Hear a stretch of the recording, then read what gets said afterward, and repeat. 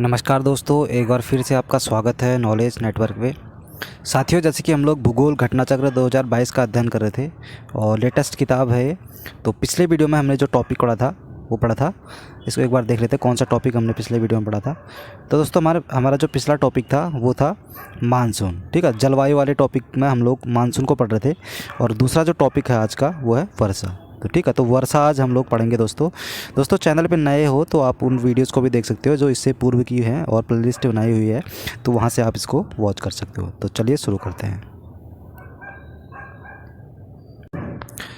तो सबसे पहले इसके नोट्स पढ़ लेते हैं। तो भारत में सामान्य रूप से जून से सितंबर तक वर्षा ऋतु होती है। दोस्तों ध्यान रखेंगे, जो भारत में जो वर्षा ऋतु का जो समय है सामान्यतः जून से सितंबर में। जब संपूर्ण देश में दक्षिणी पश्चिमी मानसून प्रभावी होती है, इस समय उत्तर पश्चिमी भारत में ग्रीष्म ऋतु में बना निम्न वायुदाब का क्षेत्र अधिक तीव्र एवं व्यवस्थित होता है।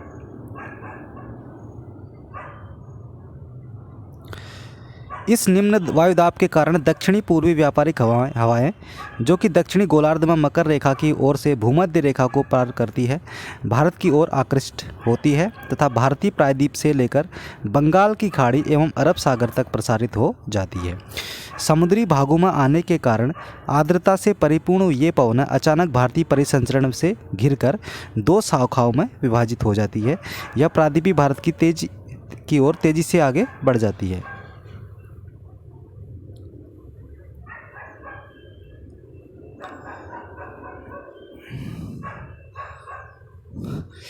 दक्षिण पश्चिम मानसून पवनें जब स्थलीय भागों में प्रवेश करती है तो प्रचंड गर्जन एवं तड़ित झंझावत के साथ तीव्रता से घनघोर वर्षा करती है। तो दोस्तों हमने जो देखा इसमें दक्षिणी पश्चिमी मानसून जो होता है सबसे ज़्यादा वर्षा का इंडिया में कारण बनता है दोस्तों। 85% से ज़्यादा 75% से ज़्यादा यहाँ पे वर्षा इससे होती है। ठीक है, तो प्रायद्वीपीय भारत में प्रवेश करता है, केरल में सबसे ज़्यादा, उसके बाद सीधे ऊपर को आता है, पूर्वोत्तर भारत की ओर आता है। तो इसी प्रकार से ये इंडिया में प्रवेश करता है। इस प्रकार पवनों के आगमन एवं उनसे होने वाली वर्षा को मानसून फूटना अथवा टूटना कहा जाता है। दोस्तों जो पवनें होती हैं यही बरसात को लाती है। ठीक है, बारिश इन्हीं से होती है, पवनें जो कि ऐसे चलती है इंडिया की, नीचे से साउथ से ऊपर साइड को चलती है। तो ये पवनें ही इंडिया में बारिश का कारण बनती है। और इन पवनों की गति दोस्तों 30 किलोमीटर प्रति घंटे से अधिक होती है और ये एक महीने के भीतर संपूर्ण देश में प्रभावी हो जाती है। दोस्तों लगभग एक महीने के अंदर ये संपूर्ण देश में प्रभावी हो जाती है। मौसमी विभाग द्वारा संपूर्ण वर्ष 2019 के आंकड़े के अनुसार दक्षिणी पश्चिमी मानसून जून से सितंबर से भारत में लगभग 971.8 मिलीमीटर वर्षा प्राप्त करता है, जो कि दीर्घकालिक औसत वर्षण का 110% है। ठीक है, चलिए वही भारत में वार्षिक वर्षण 1288.8 मिलीमीटर होती है और भारत में सामान्यतः वार्षिक वर्षण दोस्तों 118.7 सेंटीमीटर जो कि 1187 मिलीमीटर अगर देखा जाए तो होती है। ठीक है, तो सामान्यतः 118.7 इंडिया में वार्षिक वर्षण यहाँ पे होती है। तो ये मैप रहा दोस्तों भारत में औसत वार्षिक वर्षा, तो यहाँ पे दिया गया है। तो इस मैप को आप लोग वॉच कर सकते हैं।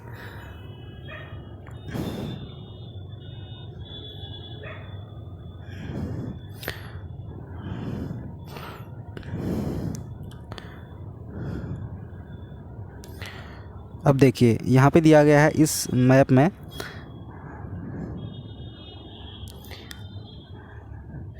एक टेबल दिया गया है दोस्तों। इस टेबल में दिया गया है ये रहा 0 से 20 सेंटीमीटर तक की वर्षा जो हो रही है उसके लिए इस टाइप का डायग्राम बनाया गया है और 20 से 40 के लिए इस टाइप का ये सारा दिया गया है दोस्तों। तो यहाँ पे हम लोग देख लेते हैं। तो सबसे कम दोस्तों रेगिस्तानी भागों में जो वर्षा होती है यहाँ पे होती है, रेगिस्तानी भागों में। तो यहाँ पे आपको दिख रहा होगा ये वाला जो एरिया है लद्दाख वाला एरिया सबसे कम। ठीक है, तो यहाँ पे लिखा भी है 20 सेंटीमीटर लगभग। ठीक है, कहाँ पे लिखा है? यहाँ पे लिखा है, ये देखिए ये 20 सेंटीमीटर लगभग। तो लद्दाख वाले एरिया में दोस्तों जो रेगिस्तान, ठंडे रेगिस्तान होते हैं, यहाँ पे बारिश बहुत कम होती है, ठीक है। ये वाला एरिया और यहाँ पे वाला एरिया, ठीक है, जो गुजरात के पश्चिमी राजस्थान है, राजस्थान से पश्चिमी राजस्थान, जो कि एक रेगिस्तानी इलाका है दोस्तों, यहाँ से भी यहाँ पे 20% लगभग बारिश हो रही है। बाकी दोस्तों जो 20 से 40 के बीच में ये वाला बेल्ट है पूरी, ये वाली बेल्ट 20 से 40 में, और जो कि पूर्वी राजस्थान है, और साथ ही साथ 60 सेंटीमीटर की वर्षा, जो कि ये भी पूर्वी राजस्थान का है, तो यहाँ पे वर्षा हो रही है। और 100 सेंटीमीटर वर्षा ये वाला एरिया, जो कि जम्मू और कश्मीर वाला इलाका है, यहाँ से नीचे को दिल्ली होती है, हिमाचल प्रदेश, तो इस वाले एरिया में। और सबसे ज़्यादा दोस्तों बारिश हो रही है, अब देखें तो ये देखिए पश्चिमी घाट में भी बारिश बहुत ज़्यादा है दोस्तों, 400 सेंटीमीटर लगभग। ये देखिए पश्चिमी घाट है ये वाला, और ये पूर्वी घाट है, ठीक है, ये पूर्वी घाट और ये पश्चिमी घाट। तो यहाँ पे अच्छी खासी बारिश देखने को मिल रही है 400 सेंटीमीटर के आसपास। और सबसे ज़्यादा बारिश इंडिया में जो दोस्तों होती है वो होती है मासिनराम मेघालय में, ठीक है। देखिए ये भी 400 सेंटीमीटर के आसपास यहाँ पे बारिश हो रही है। तो ये वाली जो रेंज है दोस्तों, हिमालय रेंज है पूरी है, तो हिमालय रेंज में ज़्यादा ही वर्षा होती है। तो आप देख रहे होगा सबसे ज़्यादा पूर्वोत्तर भारत में मेघालय वाला जो बेल्ट है, मासिनराम यहीं पे है, ठीक है, इसके मेघालय में है। तो ये वाला अरुणाचल प्रदेश वाला बेल्ट है, यहाँ पे भी काफ़ी वर्षा हो रही है दोस्तों, 400 सेंटीमीटर के आसपास यहाँ पे भी वर्षा है। तो बाकी यहाँ पे जो बांग्लादेश वाला एरिया है, इसके ये भी बिल्कुल मेघालय से टच है, तो यहाँ पे 400 सेंटीमीटर वर्षा हो रही है। बाकी ये वाले 200 सेंटीमीटर बारिश दोस्तों, ये उड़ीसा वाला एरिया है यहाँ पे, है ना, उड़ीसा वाला हो गया, ये आंध्र प्रदेश हो गया, ये 100 सेंटीमीटर आंध्र प्रदेश वाले मेरे, और ये है तेलंगाना, ये छत्तीसगढ़ हो गया, और बिहार हो गया, झारखंड हो गया। तो इसमें लगभग 200 सेंटीमीटर लगभग बारिश इस वाले बेल्ट में हो रही है। इस वाले बेल्ट में लगभग 200 सेंटीमीटर यहाँ पे लिखा है ना, ये वाला। तो इस प्रकार से दिया गया दोस्तों, आप इसको स्क्रीनशॉट ले सकते हो, अगर आप लेना चाहो तो स्क्रीनशॉट इसकी ले सकते हो।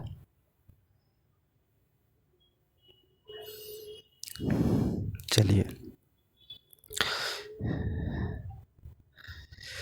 वर्षा ऋतु में देश के अधिकांश भाग में हवाओं की सामान्य प्रवाह दिशा दक्षिण पश्चिम से उत्तर पूर्व की ओर होती है। दोस्तों जो हमारा इंडिया का मैप है कुछ इस टाइप से है, जैसे मान लेते हैं, तो दक्षिण पश्चिम से यहाँ से ऐसे वर्षा ऊपर को ऐसे होती है, ठीक है, उत्तर पूर्व की ओर।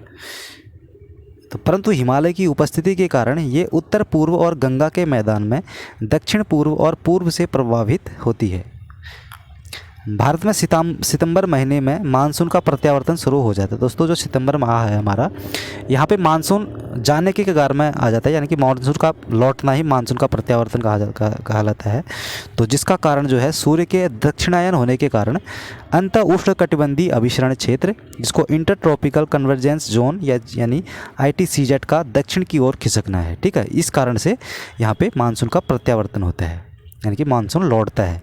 इस क्रम में उत्तर पूर्व भारत से चलने वाली मानसून बंगाल की खाड़ी में से आर्द्रता ग्रहण कर तमिलनाडु विशेषतः चेन्नई में प्रवेश करती है, और उत्तरी पूर्वी मानसून से तमिलनाडु की कुल वर्षा का जो 50 से 60% प्राप्त होता है। तो उत्तरी पूर्वी मानसून से दोस्तों तमिलनाडु में सबसे ज़्यादा वर्षा हो रही है, उत्तरी पूर्वी मानसून से जाते तमिलनाडु की कुल वर्षा का 50 से 60% प्राप्त यहाँ पे होता है।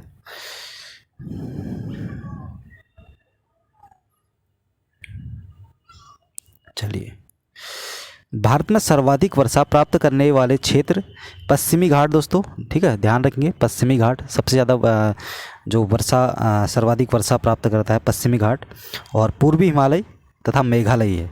इन क्षेत्रों में 250 सेंटीमीटर से अधिक वार्षिक वर्षा होती है, और दक्षिण पश्चिमी मानसून से इन क्षेत्रों में सर्वाधिक वर्षा होती है। एक बार मैप देख लेते हैं हम, जैसे ये वाला दोस्तों सबसे ज़्यादा ये वाले बेल्ट में हो रही है बारिश, ये वाला ये पश्चिमी घाट है, और उत्तरी पूर्वी बेल्ट जो कि मासिनराम मेघालय वाला। तो इन दो बेल्टों में जो तो सबसे ज़्यादा वर्षा इंडिया में होती है, ठीक। चलिए, मासिनराम मेघालय दोस्तों भारत में नहीं अपितु विश्व का सबसे अधिक वर्षा वाला स्थान है, ध्यान रखेंगे। भारतीय मौसम विभाग के अनुसार 19 जुलाई 2016 को मासिनराम में एक दिन में सर्वाधिक यानी कि 549.2 मिलीमीटर वर्षा दर्ज की गई थी। भारत में सबसे कम वर्षा वाला स्थान दोस्तों लेह यानी कि लद्दाख में है, जिसको 31 अक्टूबर 2019 से केंद्र शासित प्रदेश बना दिया गया है, जहां मात्र 6.55 सेंटीमीटर वर्षा हो रही है। तो दोस्तों लेह वाला जो इलाका है हमारा, जो कि हमारा लद्दाख में पड़ता है। तो यहाँ पे एक ठंडे रेगिस्तान दोस्तों, यहाँ पे सबसे कम वर्षा भारत में हो रही है 6.55 सेंटीमीटर।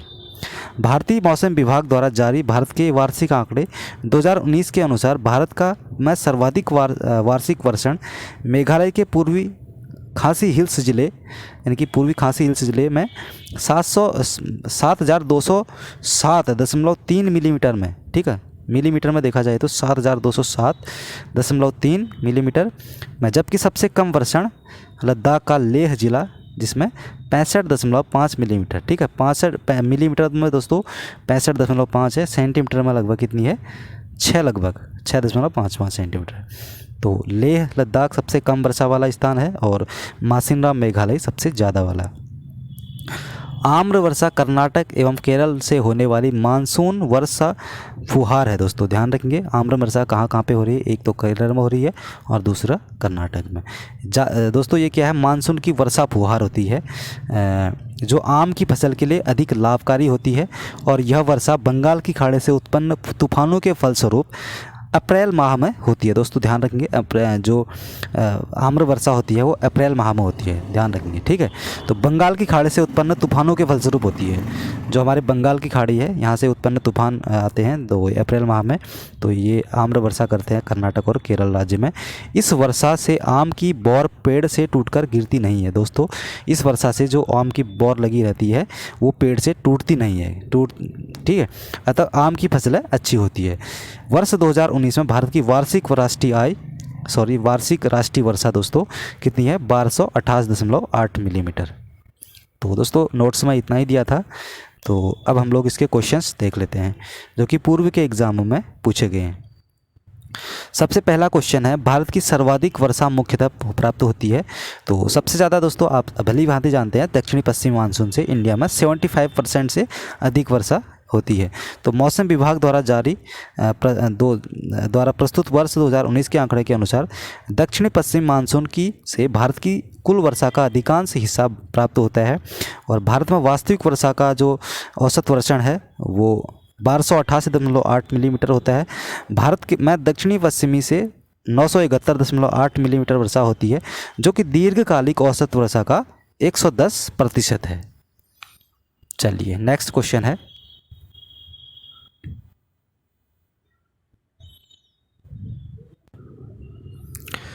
उत्तरी पूर्वी मानसून से सबसे अधिक वर्षा प्राप्त करने वाला राज्य कौन सा है दोस्तों। तो उत्तरी पूर्वी मानसून से सबसे ज़्यादा वर्षा हमारे तमिलनाडु वाले राज्य में होती है। तो तमिलनाडु इसका सही उत्तर हो गया दोस्तों।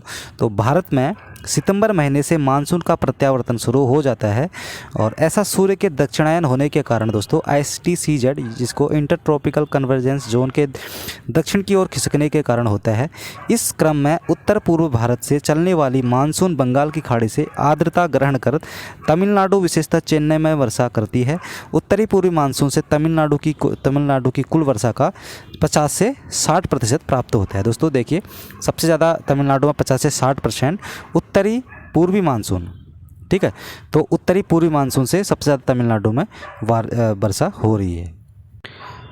तो तीसरा क्वेश्चन है, निम्नलिखित राज्यों में से किसमें अधिकतम औसत वार्षिक वर्षा होती है। तो अधिकतम औसत वार्षिक वर्षा वाला जो राज्य है दोस्तों हमारा वो कौन सा है। तो इसका सही उत्तर हो जाएगा सिक्किम, ठीक है। तो सिक्किम इसका सही उत्तर है दोस्तों।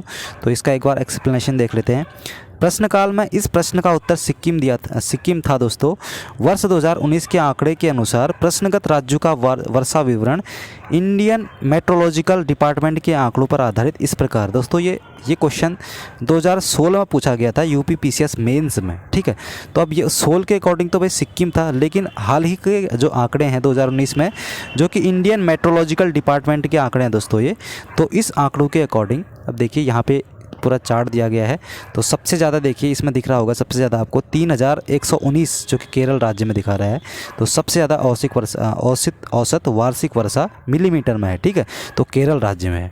और अरुणाचल प्रदेश में कितनी है 2433.3 मिलीमीटर और सिक्किम में दोस्तों 2740 है जो कि प्रश्न में सबसे टॉप में था, लेकिन अभी के अकॉर्डिंग देखा जाए तो केरल सबसे पहले में है। और जो जम्मू कश्मीर है दोस्तों वो 1324.1 है। तो उल्लेखनीय है कि विश्व देश के सर्वाधिक औसत वार्षिक वर्षा गोवा में। दोस्तों ध्यान रखिए, देश में अगर देखा जाए तो सर्वाधिक औसत वार्षिक वर्षा होती है गोवा राज्य में, ठीक है, 4489.5 मिलीमीटर वर्षा। नेक्स्ट क्वेश्चन है, नीचे स्थानों में जो युग्म दिए हैं उनमें से ऐसा युग्म कौन सा है जिसके दोनों नगर लगभग एक ही अक्षांश पर अवस्थित है, फिर भी उनकी वार्षिक वर्षा की कुल मात्रा का अंतर सर्वाधिक सुस्पष्ट है। दोस्तों ध्यान रखेंगे, दोनों ही राज्य एक ही दोनों ही जो नगर हैं दोस्तों एक ही अक्षांश पे हैं, लेकिन वार्षिक वर्षा दोनों में अलग अलग क्यों है? इसका ये कौन कौन से राज्य हैं दोस्तों? ये हैं दोस्तों अजमेर और शिलांग। दोस्तों इसकी ऊंचाई के कारण ये इसमें ये अंतर देखने को मिलता है। हमने पिछले वाले वीडियो में हमने देखा भी था, तो इस बार एक बार एक्सप्लेनेशन देख लेते हैं। उपरोक्त दिए गए विकल्प में अजमेर जिसमें 26 डिग्री से 27 मिनट उत्तर की स्थित है दोस्तों ये, और शिलांग एक ही अक्षांश पर अवस्थित है। दोस्तों दोनों ही जो कि अजमेर और शिलांग दोनों का अक्षांश कितना है? 26 डिग्री 27 मिनट उत्तर में। किंतु भारत के वार्षिक आंकड़े 2019 के अनुसार अजमेर की वार्षिक वर्षा 811.8 मिलीमीटर है, जबकि शिलांग जो कि पूर्वी खासी ज़िले में है दोस्तों, इसकी कितनी है वार्षिक वर्षा? 3086 मिलीमीटर। देखिए कहाँ इतना बड़ा अंतर है, 811 मिलीमीटर, एक की 3086 मिलीमीटर। दोस्तों तो दोनों ये कौन कौन से हैं? तो शिलांग और अजमेर, दोनों का अक्षांशीय विस्तार सेम है, लेकिन वार्षिक वर्षा का परसेंट अधिक है, दोनों में अलग अलग है।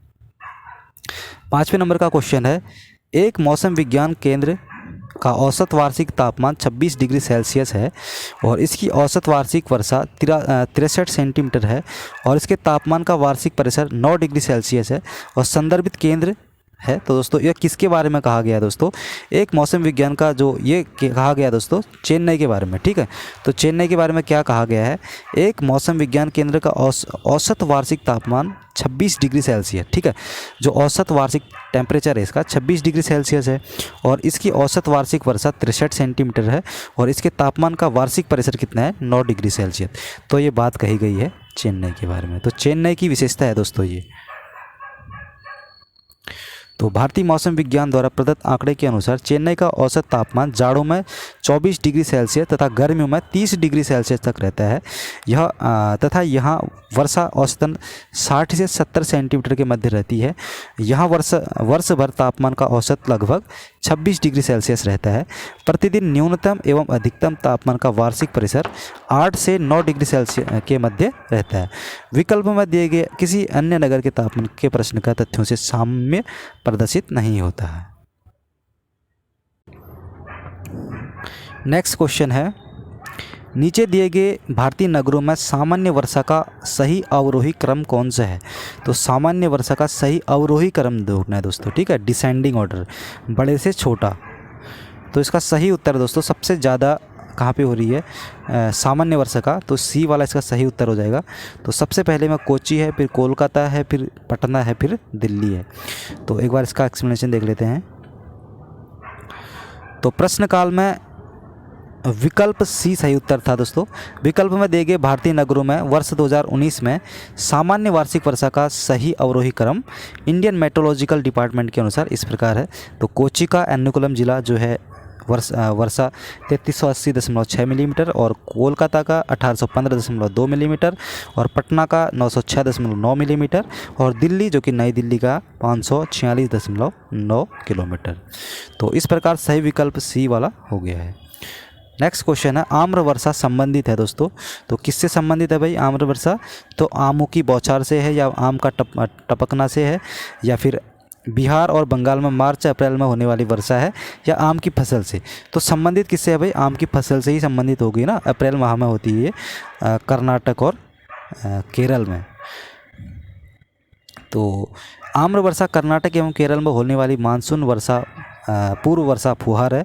मानसून के पूर्व वर्षा फुहार है दोस्तों, जो कि आम फसल के लिए अत्यधिक लाभकारी होती है। यह वर्षा बंगाल की खाड़ी से उत्पन्न तूफानों के फलस्वरूप अप्रैल माह में होती है। इस वर्षा से आम की बौर पेड़ से टूटकर गिरती नहीं है, अतः आम की फसलें अच्छी होती है। चलिए नेक्स्ट क्वेश्चन है, भारत में सबसे कम वर्षा वाला स्थान। तो सबसे कम वर्षा भाई लेह वाले इलाके में होती है। चलिए, भारत में उपरोक्त नगरों की वार्षिक वर्षा इस प्रकार है। तो दोस्तों लेह का इसमें जो वार्षिक वर्षा है वो 6.55 सेंटीमीटर है। देश भर में सबसे कम है जो कि, और बीकानेर का है 30.02 सेंटीमीटर, और जैसलमेर का 26.13 सेंटीमीटर। ठीक है, अब जब देखिए राजस्थान राज्य में सबसे कम वाला स्थान है ये जैसलमेर, देखिए 26.13 सेंटीमीटर है इसकी, ध्यान रखेंगे। राजस्थान में सबसे कम वार्षिक वर्षा जो हो रही है जैसलमेर में हो रही है। दोस्तों चेरापूंजी देखिए 1100 सेंटीमीटर वर्षा हो रही है यहाँ पे, और मासिनराम में 1148 सेंटीमीटर से सबसे पहले चेरापूंजी देश में ही नहीं बल्कि विश्व का सबसे अधिक वर्षा वाला स्थान था। तो पहले चेरापूंजी था दोस्तों, अब मासिनराम है।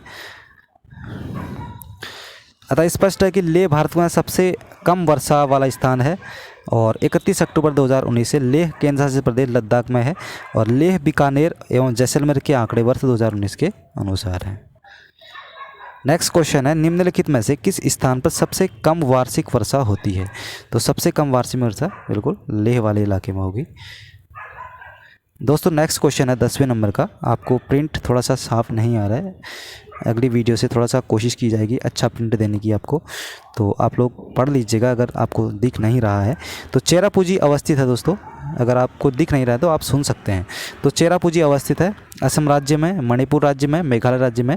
तो दोस्तों सिंपल है, तो चेरापूंजी मेघालय राज्य में स्थित है। ठीक है, चलिए, चेरापूंजी भारत के पूर्वोत्तर राज्य मेघालय में स्थित है। मासिनराम से पहले विश्व में सर्वाधिक वर्षा वाला स्थान चेरापूंजी ही था।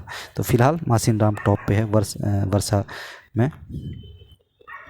नेक्स्ट क्वेश्चन है, भारत में सर्वाधिक वर्षा वाला स्थान। दोस्तों भारत में सर्वाधिक वर्षा वाला स्थान कौन सा है, इसका सही उत्तर हो जाएगा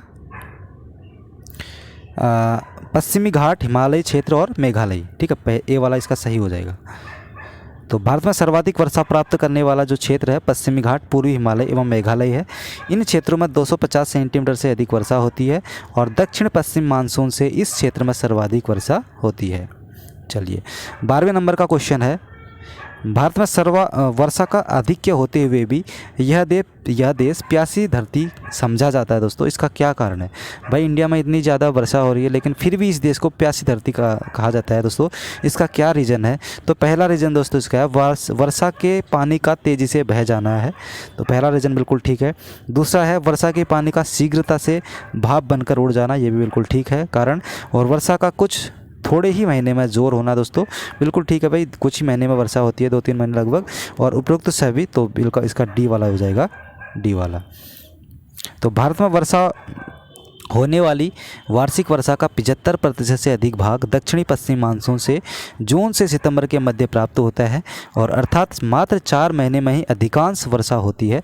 साथ ही दक्षिण पश्चिम मानसून से होने वाली वर्षा का जल या तो तेज़ी से बह जाता है या भाप बनकर उड़ता है। इस प्रकार शेष 8 महीने में भारत को वर्षा की कमी का सामना करना पड़ता है, जबकि भारत की वार्षिक राष्ट्रीय आय और राष्ट्रीय वर्षा 1288.8 मिलीमीटर है। इन्हीं कारणों से कभी कभी यह समझा जाता है कि भारत में वर्षा का अधिक्य होते हुए भी धरती प्यासी है। चलिए नेक्स्ट क्वेश्चन है, निम्नलिखित में से कौन सी जल प्रबंधन नियुक्ति भारत में लागत का अधिकतम लाभ देने वाली है। तो अधिकतम लाभ देने वाली जल प्रबंधन नियुक्ति भारत में कौन सी है दोस्तों। तो इसका सही उत्तर दोस्तों कौन सा हो जाएगा, वर्षा के जल संचयन। ठीक है, तो सी वाला इसका सही उत्तर हो गया। तो जल प्रबंधन नियुक्ति द्वारा वर्षा जल का संचय आसानी से बिना अतिरिक्त खर्च के टैंक एवं बांध बनाकर किया जा सकता है। इसके द्वारा सतह का जल स्तर भी ऊपर आ जाएगा, जिससे जल की समस्या काफ़ी हद तक कम हो जाएगी। तमिलनाडु इस मामले में अग्रणी राज्य है। अतः इस प्रकार वर्षा के जल का संचयन जल प्रबंधन की एक युक्ति है दोस्तों, जिसके कारण भारत में लागत का अधिकतम लाभ प्राप्त हो सकता है। चलिए नेक्स्ट क्वेश्चन है, निम्नलिखित में भारत के किन राज्यों में, किन क्षेत्रों में औसत 200 सेंटीमीटर वर्षा होती है। तो औसत 200 सेंटीमीटर वर्षा वाला स्थान दोस्तों इसमें कौन सा है। तो बी वाला इसका, जैसे कि आपको दिख रहा होगा, जम्मू एंड कश्मीर।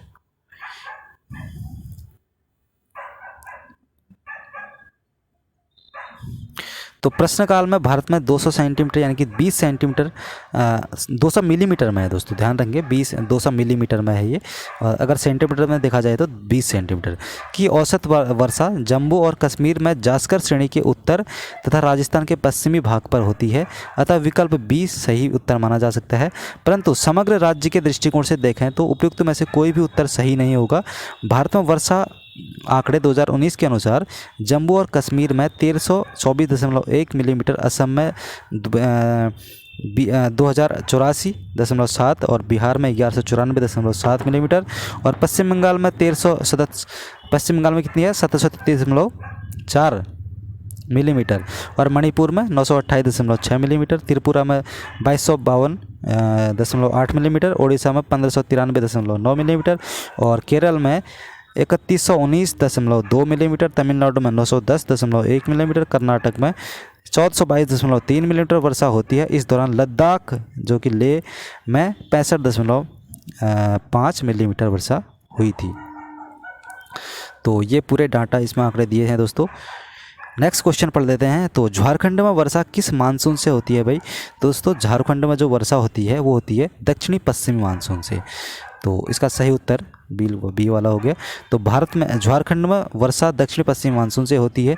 यह अधिकांश वर्षा जून से सितंबर माह में होती है। चलिए नेक्स्ट क्वेश्चन है 16वें नंबर का दोस्तों। तो ये वार्षिक वर्षा दिया गया है दोस्तों, आपको दिख रहा होगा। तो यहाँ से कुछ इस टाइप से दिया गया है ये पूरा। तो इसमें ये वाला जो हमारा दिल्ली आ जाएगा, दिल्ली हिमाचल प्रदेश उत्तराखंड वाला बेल्ट, यूपी का कुछ यूपी वाला हिस्सा आ जाएगा और यहाँ पे आंध्र प्रदेश से ऊपर उड़ीसा वाला एरिया आ गया, छत्तीसगढ़, बिहार, झारखंड, तो पश्चिम बंगाल वाला एरिया भी यहाँ पे आ जाएगा। तो इस बेल्ट में दिखाया गया है। तो क्या है दिखाया गया है इसमें, एक बार देख लेते हैं। भारत के रेखांकित भागों में वार्षिक वर्षा का माध्य कितने से कितने तक घटता बढ़ता है? तो इसमें दिया गया कि वार्षिक वर्षा का माध्य कितने से कितने तक घटता बढ़ता है। दोस्तों इसका सही उत्तर 100 से 150 सेंटीमीटर तक, ध्यान रखेंगे 100 से 150 सेंटीमीटर तक इस वाले बेल्ट में वार्षिक वर्षा का जो वार्षिक वर्षा है ये घटता बढ़ता जाता है 100 से 150 सेंटीमीटर। तो भारत में वार्षिक वर्षा मानचित्र में देखने से यह स्पष्ट हो रहा है कि उपरोक्त मानचित्र में रेखाचित्र भाग 100 से 200 सेंटीमीटर माध्य वर्षा प्रदर्शित करता है, अतः निकटतम विकल्प ए सही हो गया। तो निकटतम विकल्प ए यानी कि 100 से 150 सेंटीमीटर तक। दोस्तों नेक्स्ट क्वेश्चन पढ़ लेते हैं। जब पुष्कर की पहाड़ी में भारी वर्षा होती है तो बाढ़ कहाँ आती है? तो ये क्वेश्चन पूछा गया था RTS फ्री में 2008 में क्वेश्चन पूछा गया था। जब पुष्कर की पहाड़ी में भारी वर्षा होती है तो बाढ़ कहाँ आती है दोस्तों? तो आती है बालोतरा में।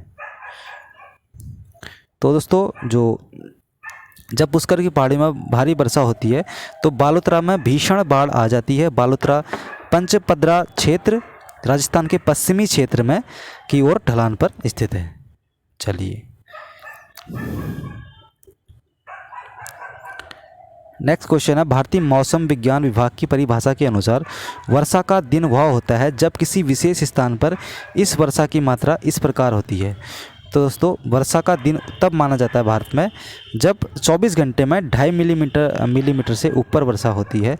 तो इसका डी वाला बिल्कुल सही है दोस्तों। तो 24 घंटे में 2.5 मिलीमीटर से ऊपर जब वर्षा होती है तो यहाँ पे माना जाता है कि वर्षा का दिन वह जब किसी विशेष स्थान पर इस प्रकार की मात्रा की वर्षा होती है। मतलब मौसम विभाग का ये एक मौसम विभाग का कॉन्सेप्ट है कि भारत में इसके अनुसार कि वर्षा का दिन वह होता है जब किसी विशेष स्थान पर इस प्रकार इतनी मात्रा की वर्षा होती है, तो वर्षा का दिन उसको कहा जाता है। ठीक है। तो भारतीय मौसम विज्ञान विभाग की परिभाषा के अनुसार 24 घंटे में 2.5 मिलीमीटर या उससे ऊपर की वर्षा होने वाले स्थान को वर्षा का दिन कहा जाता है। नेक्स्ट क्वेश्चन 19वें नंबर का है दोस्तों। तो बड़ा लंबा क्वेश्चन है, कथन कारण वाला क्वेश्चन। तो गंगा के मैदान में यदि कोई पश्चिम और उत्तर पश्चिम को चले तो मानसूनी वर्षा घटती हुई मिलेगी। दोस्तों ध्यान रखेंगे। तो गंगा के मैदान में कुछ ये कह रहा है, कथन है कि गंगा के मैदान में यदि कोई पश्चिम और उत्तर पश्चिम को चले तो मानसूनी वर्षा घटती हुई मिलेगी। दोस्तों कथन बिल्कुल ठीक है। तो गंगा के मैदान में ज्यों ज्यों ऊपर को बढ़ता जाएगा आर्द्रताधारी मानसूनी पवन और ऊंची जाति मिलेंगी। तो कारण भी बिल्कुल ठीक है। ठीक है, तो ए और आर दोनों सही है और ए की सही व्याख्या आर करता है।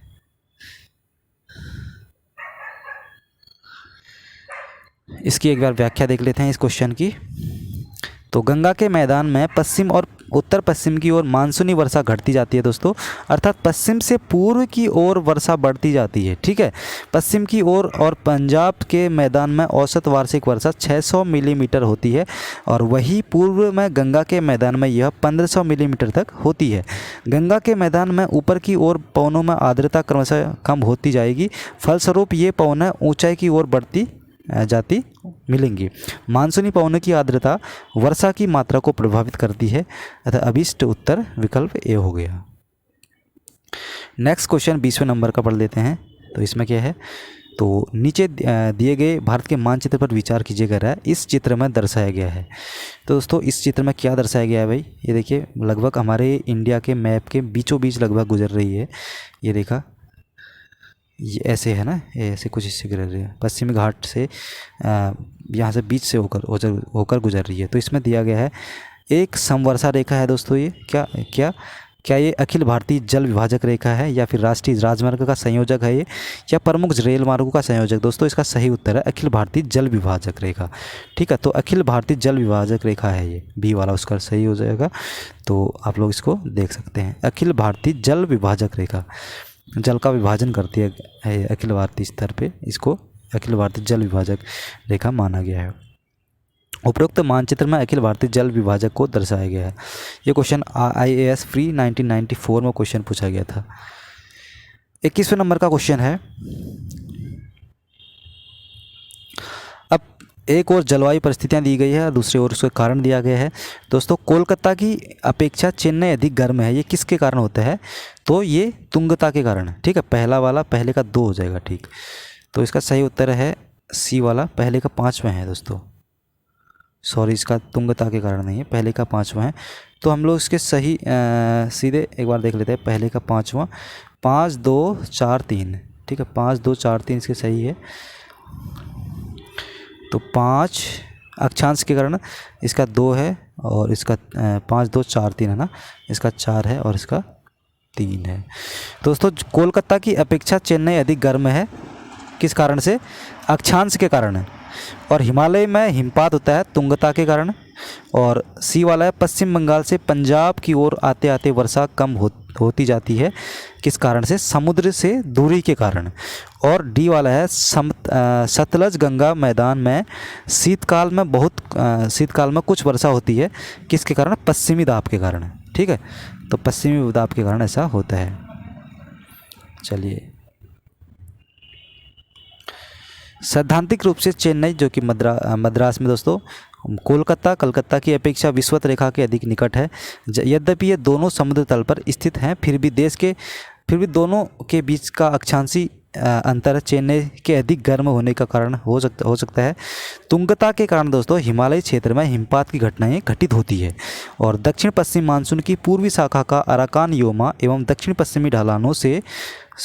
हिमालयी ढलानों से टकराकर पश्चिम की ओर मुड़कर पंजाब तक जाती है। जैसे जैसे समुद्र से दूरी बढ़ती जाती है, आर्द्रता कम होने के कारण वर्षा की मात्रा भी कम होती जाती है। शीतकाल में सतलज गंगा मैदान क्षेत्र में होने वाली वर्षा पश्चिमी अवदाब से प्रभावित होती है।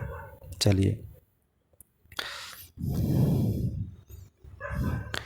22वें नंबर का क्वेश्चन है, भारत के अर्ध शुष्क क्षेत्रों में जल ढाक विकास का प्रमाणक है। तो इसका सही उत्तर क्या है दोस्तों, डी वाला। तो भारत में अर्ध शुष्क क्षेत्र में जल ढाल विकास का प्रमाणक है मौसमी नदियों से जल का तटबंधीकरण करके जलाशयों तंत्र की स्थापना। तो भारत में अर्ध शुष्क क्षेत्रों में जल ढाक वाले स्थलों में मौसमी नदियों, वर्षा जल के एकत्रण हेतु जलाशयों और टैंकों का निर्माण किया गया है। और इन क्षेत्रों में लगभग 1,20,000 छोटे टैंक बनाए गए हैं, जिसमें से 4.12 मिलियन हेक्टेयर वर्ष कृषि क्षेत्र की सिंचाई संभव होती है। अतः भारत के अर्ध शुष्क क्षेत्रों में जल ढाल का प्रमाणक चिन्ह है मौसमी नदियों से जल और तटबंधीकरण करके जलाशय केंद्र की स्थापना करना है। 23वें नंबर का क्वेश्चन है, भारत में मरुस्थलीय विकास योजना कब क्रियान्वित है? तो दोस्तों मरुस्थलीय विकास योजना भारत में कितने ज़िलों में क्रियान्वित है? ये क्वेश्चन में थोड़ा सा गलती मिस्टेक हुई है। तो कितने ज़िलों में क्रियान्वित है? तो इसका सही उत्तर हो जाएगा दोस्तों 21 ज़िलों में। दोस्तों ये तो क्वेश्चन काफ़ी पुराना लग रहा है, तो ये पुराना डाटा है, इसको हमें याद नहीं करना चाहिए, क्योंकि ये RS 1993 में ये क्वेश्चन पूछा गया था। तो वर्तमान परिदृश्य देखेंगे हमें, एक बार इसकी एक्सप्लेनेशन एक बार देख लेते हैं। तो भारत में मरुस्थलीय विकास कार्यक्रम, जिसको DDP यानी कि desert development programme, Rajasthan, Gujarat, Haryana और जम्मू और कश्मीर तथा हिमाचल प्रदेश राज्यों में 1977 से 78 में प्रारंभ की गई थी। और वर्ष 1995-96 में इसमें आंध्र प्रदेश और कर्नाटक को भी सम्मिलित कर लिया गया। और वर्तमान में यह कार्यक्रम देश के कुल 7 राज्यों में और जो कि 40 ज़िलों के 235 ब्लॉकों में क्रियान्वित है। दोस्तों वर्तमान में देखिए 40 ज़िलों में, ठीक है, और 7 राज्यों के 40 ज़िलों में, और ब्लॉक देखा जाए तो ब्लॉक कितने हैं? 235 ब्लॉक में क्रियान्वित है। कौन सी? भारत में मरुस्थलीय विकास कार्यक्रम। जबकि वर्ष 1994-95 में यह कार्यक्रम 5 राज्यों में, कर्नाटक और आंध्र प्रदेश को सम्मिलित किए जाने के पहले इतने था, और 21 ज़िलों में और 131 ब्लॉकों में क्रियान्वित किया जा रहा था।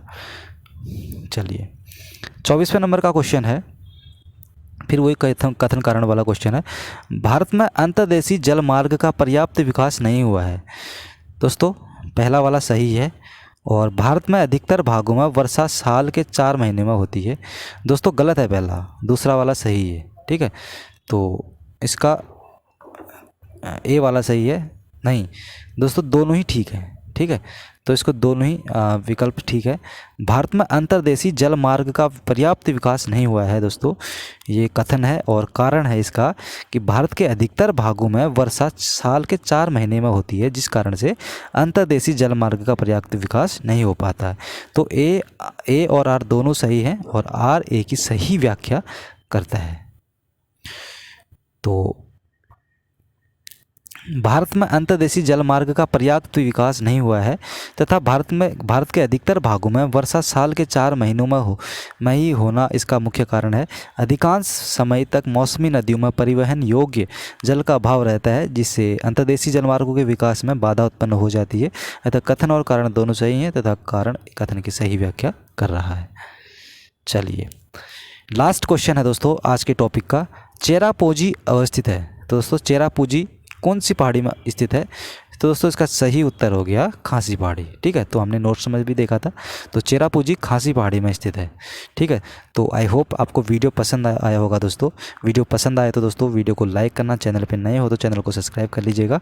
तो वीडियो देखने के लिए आपका बहुत बहुत धन्यवाद। नमस्कार।